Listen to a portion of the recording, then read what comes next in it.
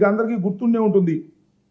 చంద్రబాబు నాయుడు గారు తొలిసారిగా ముఖ్యమంత్రి అయినప్పుడు ఇలాగే పొలిటికల్ స్టంట్లు భలే పెడతాడు ఆయన. పబ్లిసిటీ స్టంట్, పబ్లిసిటీ పిచ్చి. ఆయన ఒక పథకం పెట్టడం, దాన్ని అద్భుతంగా ఫ్రంట్ పేజీలో రాసేటటువంటి, వండి వార్చేటటువంటి పత్రికలు తయారు కావటం. ఆయనకి పత్రికా బలం చాలా పెచ్చు, మీడియాలో చాలా పెచ్చు. ఆయన రాగానే ఏమన్నా చూశారుగా, మొట్టమొదట ఆకస్మిక తనిఖీలు. నేను నిద్రపోను, ఇంకోటి నిద్రపోనేలేదు. నేను నిద్రపోను, ఇంకోటి నిద్రపోనేవను, ఆకస్మిక తనిఖీలకు వెళ్ళిపోతా అన్నాడు. ఏం సాధించావంటున్నా? ఆకస్మిక తనిఖీలకు వెళ్ళి అడ్మినిస్ట్రేషన్లో ఏమి సాధించావో నారా చంద్రబాబు నాయుడు గారు చెప్పమని అడుగుతా ఉన్నా. ఏమి సాధించరా? ఆ తర్వాత ప్రజల వద్దకు పాలన, బ్రహ్మాండంగా ఉంది టైటిల్, సినిమా టైటిల్స్ లాగా బ్రహ్మాండంగా ఉన్నాయి. ప్రజల వద్దకు పాలన ఏంటి? ప్రజల వద్దకు పాలన దగ్గరికి వెళ్ళి ఏమి సాధించారు, ఏమి సమస్యల్ని మీరు పరిష్కరించారా, ఏమైపోయినాయి? మళ్ళా ఆ పెట్టి పథకాలు మళ్ళీ మీరేగా రాష్ట్రంలో పరిపాలన చేస్తుంది. మరి వాటి సంగతి ఏం చేశారు? శ్రమదానం అన్నారు. ఏం చేశారు శ్రమదానం? మీరు ఒక పలుగు తీసుకుని గుచ్చి ఫోటోల్లో ఈనాడులోనూ ఆంధ్రజ్యోతిలోనూ వేసుకున్నారు. శ్రీమద్ రమారమణ పోయింది, శ్రమదానం పోయింది. జన్మభూమి అన్నారు. అయ్యా ఇతర దేశాల్లో ఉన్న సోదరులారా, మీ జన్మభూమిని మీరు బాగు చేయండి, మీ ఊరిని మీరు బాగు చేయండి అని ఒక స్లోగన్ ఇచ్చారు. ఏమైంది? జన్మభూమి పోయింది, శ్రమదానం పోయింది, ప్రజల వద్దకు పాలన అది పోయింది, ఆకస్మిక తనిఖీలు అవి పోయినాయి. నేను మారిపోయినకి నేను ఏం చేయను అన్నావు. మళ్ళా అవన్నీ కాదు, దత్తత గ్రామాలని చెప్పి ఐఏఎస్ వాళ్ళు, ఐపీఎస్ వాళ్ళు, పెద్ద వాళ్ళు మీ గ్రామాలను దత్తత తీసుకోండి, ఆ దత్తత తీసుకుని దాన్ని బాగు చేయండి అన్న. ఎన్ని గ్రామాలు దత్తత తీసుకుని బాగు చేశారు చెప్పబ్బా, నాకు అర్థం కాల. 14 సంవత్సరాలు ముఖ్యమంత్రిగా చేసావు, మళ్ళీ ఇప్పుడు 9 మాసాలు దత్తత గ్రామాలు తీసుకుని ఏమి సాధించావు? నేను ఇక్కడ ఒకటే చంద్రబాబు నాయుడు గారిని అడుగుతా ఉన్నా. అయ్యా నారా చంద్రబాబు నాయుడు గారు, మీరు ఇంతకు ముందు ముఖ్యమంత్రిగా ఉన్నప్పుడు ఈ P4 లాంటి కొత్త పథకాలను తీసుకొచ్చి ప్రచారం చేసుకున్నారు తప్ప రాష్ట్రానికి, ప్రజలకి ఉపయోగపడేటటువంటి ఏ కార్యక్రమాలు చేశారో ఒకటి చెప్పండి ఇవాళ అని అడుగుతా ఉన్నా. అవి చెప్పడం. పాపం నిన్న మెడికల్ కాలేజీలో చదువుకోవాలనేటువంటి ఆవేదనతో ఒక కుటుంబం చెబితే, నువ్వేం చేస్తున్నావు మెడికల్ కాలేజీలు? మొత్తం మెడికల్ కాలేజీలన్నీ కూడా ప్రైవేట్ పరం చేసేస్తున్నావు. అంటే చదువుకొని మెరిట్తో వచ్చే సీట్లు గలం చేసేస్తున్నావు, డబ్బులున్నోడికి దోచిపెట్టేటటువంటి కార్యక్రమం చేస్తున్నావు. మరి అలాంటప్పుడు ఈ P4లో పేదలకు ఎలా సీట్లు వస్తాయని అడుగుతా ఉన్నా. ఒక దుర్మార్గమైనటువంటి ఆలోచన ఇవాళ చంద్రబాబు నాయుడు గారు చేస్తున్నారు. P4 అంటే ఆయన ఏమంటారు చూసారా? పబ్లిక్ ప్రైవేట్ పీపుల్ పార్ట్నర్షిప్ అంట. పబ్లిక్, ప్రైవేటు, పీపుల్ ఏంటో పబ్లిక్ ఏంటో నాకు అర్థం కాల. పబ్లిక్ ఒకటేగా.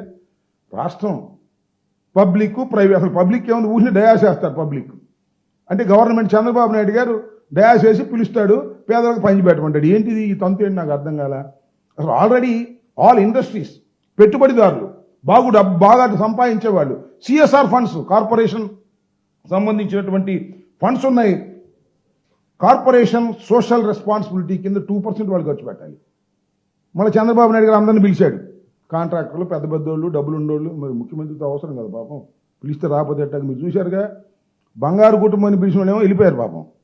వీళ్ళు మాత్రం అట్టాగే ఉన్నారు. ఉండక తప్పదాళ్ళు. ఎందుకంటే వాళ్ళ సంతకాలు కావాలి, ముఖ్యమంత్రి గారి సంతకాలు. కాంట్రాక్టర్లు, పెద్ద ఇండస్ట్రియలిస్టులు ముఖ్యమంత్రి గారితో, ప్రభుత్వంతో పనులు ఉంటాయి కాబట్టి. ఈ బంగారు కుటుంబం వాళ్ళు మాత్రం, ఈ బంగారు కుటుంబం లేదు, బూడిద లేదు, ఈ సొల్లు మేము వినలేక చేస్తున్నామని వెళ్ళిపోయారు. ఏం చెబుతాయండి సొల్లు దాని మీద ముఖ్యమంత్రి గారు? నీతి నిజాయితీకి మారిపోయారు. ఎవరు నమ్ముతాడండి నీతి నిజాయితీకి మారిపోయారు? నేను ఇంతవరకు తప్పు చేయలేక తప్పు చేయలే. పుట్టిన దగ్గర నుంచి తప్పులు తప్ప ఏమైనా ఉన్నాయా? చంద్రబాబు నాయుడు ఇంకో మాట అన్నాడు, నేను ఎన్టీ రామారావు గారి దగ్గర పనిచేశా, క్రమశిక్షణగా పనిచేశా. నువ్వెక్కడ ఎన్టీ రామారావు దగ్గర పనిచేసావు స్వామి? ఆయన పనే చేసేసావు నువ్వు. ఎన్టీ రామారావు గారి దగ్గర ఏం పనిచేసావు నువ్వు? నాకు అర్థం కదా. నువ్వు ఇందిరాగాంధీ దగ్గర పనిచేసావు, మొట్టమొదట ఎమ్మెల్యేగా పనిచేశావు, మంత్రిగా పనిచేశావు. నేను ఎన్టీ రామారావు గారి దగ్గర క్రమశిక్షణగా పనిచేశా అని వాళ్ళు డప్పాలు కొట్టుకుంటా ఉన్నావు. మొత్తం ఆయన పైన మాత్రం సఫా చేసేసావు నువ్వు వెళ్ళి. ఇది దుర్మార్గమైనటువంటి ఆలోచన ఇవాళ చేస్తున్నటువంటి కార్యక్రమం చంద్రబాబు నాయుడు గారు చేస్తున్నారు. బంగారు కుటుంబం అని చెప్పేసి అందరినీ మోసం చేసేటటువంటి కార్యక్రమాలు ఇవాళ చంద్రబాబు నాయుడు గారు చేస్తున్నారు. తన కుమారుణ్ణి ఏ విధంగా ల్యాండ్ చేయాలి రాజకీయాల్లో, అట్టట మంగళగిరిలో ల్యాండ్ చేశాడు ఒకసారి ఓడిపోయినా.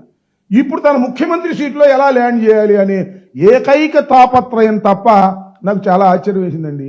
రాత్రి బాగా నిద్రపోతా అంటే పడుకునే ముందు ప్రజలకు ఏం చేసి అనేవాళ్ళని ఆలోచిస్తాడంట. మనం రేపు పొద్దున్న లేచి ప్రజలకు ఏం చేయాలో అని ఆలోచిస్తాడంట. ఇక నమ్మాలి మనం. నీదంతా నీ జీవితం మొత్తం ఏ విధంగా ఈ దేశాన్ని కొల్లగొట్టుకోవాలి, ఏ విధంగా నీ కుటుంబాన్ని బంగారు కుటుంబం చేసుకోవాలి, ఏ విధంగా మీ అబ్బాయిని ఒక అసమర్థుడైన అజ్ఞాని అయిన పుత్రుణ్ణి ఏ విధంగా ఈ రాష్ట్రం మీద రుద్దాలి, ఇదే ఆలోచన తప్ప ఏ విధమైన ఆలోచన అయినా ఉందా అని నేను అడుగుతా ఉన్నా. పేదరిక నిర్మూలన చేయదలుచుకున్న వాడు రాష్ట్ర ప్రభుత్వం చేయవలసినటువంటి అనేక విధులున్నాయి. ఆ విధులన్నీ పక్కకు నెట్టేసి ప్రైవేటు పరం చేసేటటువంటి కార్యక్రమం ఇవాళ చంద్రబాబు నాయుడు గారు చేస్తున్నారు. రేపు కూడా 26,000 కోట్లు తీసుకొస్తున్నాడు అప్పు అమరావతి కోసం. అవన్నీ బంగారు కుటుంబాలకు ఇస్తాడు. నిజమైన బంగారు కుటుంబాలు కాదు, ఆయన చుట్టూ ఉండే కుటుంబాలు. వాళ్ళు బాగా సంపాదించుకుంటారు. అప్పుడు మళ్ళీ పేదవాళ్ళని పిలిచి కాస్తా కోస్తా ఇవని ఇలాంటి బంగారు కుటుంబాలు నాటకాలు ఆడేటటువంటి పరిస్థితి ఇవాళ చంద్రబాబు నాయుడు గారు చేస్తున్నారు. సూపర్ 6 ఏమైందయ్యా అంటే P4 అంటాడు. సూపర్ 6 ఎలక్షన్ ముందు చెప్పావు కదా, సూపర్ 6 ఏం చేసావంటే అది చెప్పడంట. P4 అంట. P4 గురించి వాళ్ళ పెద్ద పెద్ద ఉపన్యాసాలు చెప్పించేటటువంటి కార్యక్రమం చేస్తున్నాడు. నేను ఒక్క విషయాన్ని ఇక్కడ అడుగుతా ఉన్నా. ఇవాళ రాష్ట్రంలో 1.4 కోట్లు 1,40,00,000 మంది వైట్ కార్డ్ హోల్డర్స్ ఉన్నారు. అంటే బిలో పావర్టీ. వాళ్ళు నువ్వు ఏ విధంగా P4లు చేస్తావా చంద్రబాబు నాయుడు గారు అంటే 8.6 లక్షల మంది ట్యాక్స్ హోల్డర్స్ ఉన్నారు. అంటే ధనవంతులు ఉన్నారని లెక్క. ఏమిటి విచిత్రమైనటువంటి పథకం నాకు అర్థం కాల.